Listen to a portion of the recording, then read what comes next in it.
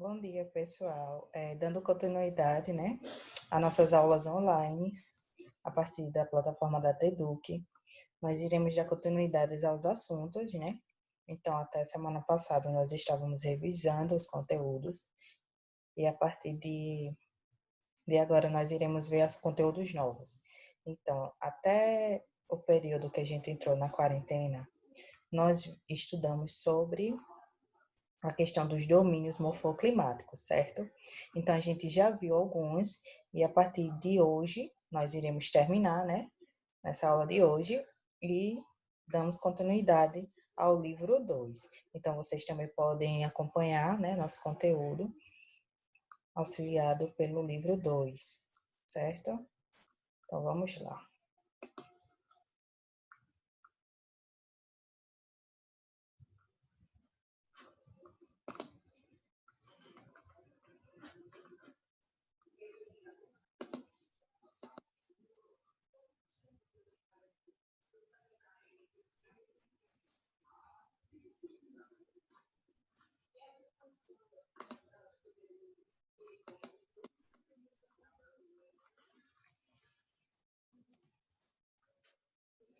Então, como eu já tinha falado para vocês, nós estamos estudando sobre os domínios morfoclimáticos, que nada mais é do que o conjunto de regiões que têm características semelhantes, como as características climáticas, a do relevo e da vegetação.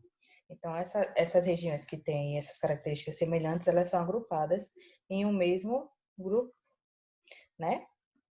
Nós já havíamos estudado alguns domínios morfoclimáticos, entre eles o amazônico, ó, que aqui nesse mapinha ele está representado pela área em verde, certo? Que é o domínio amazônico, que está mais na região norte brasileira. Nós estudamos também sobre o cerrado, que é essa parte aqui do amarelo mais escuro, certo? Então, nós vimos também que ele está presente mais no centro do território brasileiro. Nós estudamos também sobre os domínios de mares e morros, que inclusive está presente aqui no nosso território do nosso estado. Nós estudamos também sobre a questão da caatinga, né? Que é um domínio morfoclimático presente na parte também de Alagoas, mas na parte mais do interior, né? A parte mais do sertão. E também temos a araucárias e as pradarias. Porém, a gente ainda não tinha estudado. Então, são esses dois pontos, esses dois domínios morfoclimáticos que a gente vai dar ênfase hoje, nessa aula, certo? E em branco, nós temos as faixas de transições, que é justamente onde está em transição entre um domínio e outro. Então, aqui nós temos outras características que vão ser estudadas na próxima aula, certo? Então, os domínios das araucárias e das pradarias. Os domínios das araucárias e das pradarias são típicos da porção sul do país, tendo como diferencial em sua formação as características climáticas. Então, esses dois tipos de morfoclimáticos a gente vai observar na porção sul, na região sul do Brasil, que nós temos 3 estados, né, que a gente já estudou quando a gente estava trabalhando a questão das regiões brasileiras. Então, nós temos o estado do Rio Grande do Sul, o estado de Santa Catarina e o estado do Paraná, certo? Então, esses domínios nós iremos encontrar lá nesses 3 estados, certo? E também o que vai diferenciar um pouquinho um do outro é a questão de características climáticas da própria região, que a gente também vai ver mais na frente. Vamos lá. Então, algumas características da questão do domínio das araucárias. Primeiro, ela está localizada ao sul do Trópico de Câncer, certo? Nós sabemos que existem 2 trópicos na superfície terrestre, onde o que está ao norte é o Trópico de Câncer e o que está ao sul é o Trópico de Capricórnio. Então, ela está abaixo do Trópico de Capricórnio. O clima é mais ameno e os relevos planálticos de altitude. Então, o clima nesse domínio, certo? Ele é o quê? Mais frio, ele não é quente, certo? Ele é mais ameno. E os relevos, ele tem como características bastante planaltos, certo? Que são elevações bem mais altas, né? E que eles são um pouco planos. Outra característica é a questão da principal espécie de vegetação, né? O símbolo da araucária é justamente o pinheiro brasileiro, que também leva o nome de araucária, árvore araucária. Então, essa vegetação aqui é a característica, né? É o nome principal do que a gente vai observar nesse tipo morfoclimático, o pinheiro brasileiro. Então, essa vegetação ela tem como característica ser homogênea e espaçada. Então, ela não é heterogênea. Então, ela tem poucas, como podemos dizer, diferenças, né?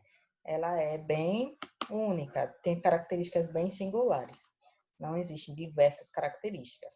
E espaçada porque ela tem bem um espaçamento que a gente vai ver mais na frente na imagem que vai ser reproduzida aqui. Ó, então, aqui nós temos a imagem características da araucária. Então, essas árvores aqui é a árvore araucária ou o pinheiro brasileiro, do Brasil. Então, vocês podem ver que ela é alta, ela pode chegar a cerca de 50 metros de altura, e os seus galhos, ó, eles são bem espaçados um dos outros, certo? Então, quando vocês observarem essas imagenzinhas, essas arvorezinhas, já sabe que nós estamos falando das araucárias. E vocês podem ver que não existe ela em grande quantidade.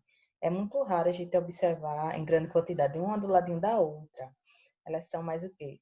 Existe um espaço maior entre um e outro, principalmente devido aos seus galhos, às suas folhas, né? Então, a fauna desse domínio existe uma grande diversidade de espécies, sendo encontrados animais endêmicos, assim como espécies que também existem na floresta tropical. Então, existem alguns, como é que eu posso dizer? Alguns animais, né, que existem aqui e que também existem na floresta tropical. Outros só existem realmente nesse tipo de domínio morfoclimático. Certo, gente? Então, vamos passando aqui. O clima das araucárias. O clima é um fator condicionante nesse domínio, certo? Em todos os domínios, na realidade, o clima ele é essencial, né?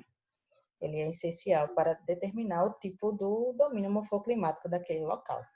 Então, o clima que é existente é o subtropical úmido, que dentre os climas que existem no Brasil, gente, esse daqui é aquele mais frio, certo? Mas ele é úmido. Por quê? Porque ele recebe influências, né, das massas que vêm do oceano. Então, nós temos o quê? As variações climáticas aqui falando, que pode chegar de 20 graus Celsius no verão até 0 graus Celsius no inverno. Então, 20 graus Celsius no verão já é uma temperatura baixa, certo? E no inverno ainda pode ser pior, a temperatura ainda ser mais baixa ainda, certo? Por exemplo, nós aqui do Nordeste, nós não estamos acostumados com uma variação de temperatura, né? Uma variação climática desse jeito aqui. Então, também eles recebem influência das massas tropicais atlânticas e das massas polares atlânticas também. Então, as massas tropicais atlânticas, geralmente, ela vem dos trópicos, do trópico de Capricórnio, certo? Elas são massas que provêm de lá. E também recebe massas polares que vêm do polo, no caso aqui, do polo sul, certo? Então, faz com que com que aconteça essa variação aqui, certo? Seja bastante frio em alguns períodos e outros mais a menos, como está caracterizado aqui no verão. Então, aqui nós temos uma imagem do domínio, sendo no período do inverno, certo? Então, vocês podem ver como fica essa característica. Então, nós temos a ocupação humana também desse domínio. O ciclo agrícola do café, nas áreas principalmente da região norte do Paraná, impulsionou a instalação de cidades motivadas, viu gente, aqui, desculpa, motivadas pelo processo migratório europeu, causando o desmatamento desse domínio. Então, as pessoas foram viver nessa região, nessa parte desse domínio morfoclimático, principalmente motivadas pela questão do quê? Do ciclo agrícola, né? O cultivo do café. Então, a maioria das pessoas foram para essa região em busca de emprego nessas áreas dos cafezais, principalmente na região do estado do Paraná, certo? Então, houve um processo migratório europeu. Os europeus que aqui vieram para o Brasil foram nessa região em busca de quê? De desmatar esse domínio, infelizmente, e cultivar o café. Aqui é o outro domínio que a gente também está estudando hoje, que é os das pradarias. Então, ele está localizado na parte mais meridional do estado do Rio Grande do Sul. Então, na parte mais ao sul, mais abaixo, certo? A parte que está mais próxima da nossa fronteira ao sul. Então, a vegetação é rasteira e herbácea com árvores de pequeno porte. Nós iremos ver mais na frente as imagens caracterizando esse tipo de vegetação. Então, ela é mais baixa, certo? Nós vamos ver muito a questão dos campos, né? Vegetações baixas, gramíneas. E as árvores de pequeno porte, não em grande quantidade, mas também existe um espaço entre uma e outra. Existe também uma grande diversidade de espécies de animais. Existem animais endêmicos, né, que eu não expliquei anteriormente, mas são animais que só existem nesse domínio morfoclimático, não existem em outras regiões. Mas também tem alguns que existem lá e existem em outros locais, certo? Então, nós temos aqui, nessas regiões que a gente vê grande quantidade de árvores, é caracterizado as matas de galerias, certo? Então, são matas que elas crescem, elas se desenvolvem ao longo dos rios, da rede hidrográfica. Então, não é em grande quantidade, mas existem elas caracterizadas aqui, próximo aos leitos dos rios. E a hidrografia de lá é caracterizada pelos rios longos e pouco caudalosos. Então, eles são extensos, mas não existe uma grande quantidade, assim como vamos dizer. Eles são águas mais calmas, certo?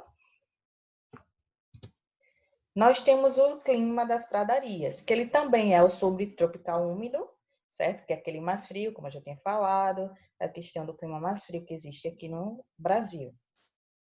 Então, tem uma maior influência da massa polar atlântica, né? Por quê, gente? Porque se ele está na parte mais ao sul do nosso território, então ele está mais próximo do polo. Então, ele vai ter mais o quê? Mais influência dessa massa polar, que ela é mais fria.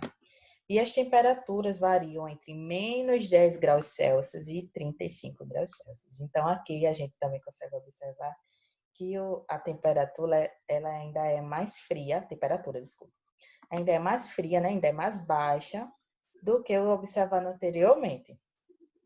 Então, menos de 10 graus Celsius, gente, é muito frio. Então, também ocorrem constantemente geadas e existe até a precipitação em forma de neve. Então, aquelas pessoas que gostariam de ver a neve, não é com frequência que existe nesse tipo de morfoclimático. Mas pode ser que aconteça, sim, a precipitação a partir da neve, né, em forma de neve. Mas sempre acontece, a gente vê muito na TV, nos noticiários, falando a questão das geadas que acontecem lá na região sul, que é mais precisamente no domínio morfoclimático das pradarias, certo? Então, vamos continuar.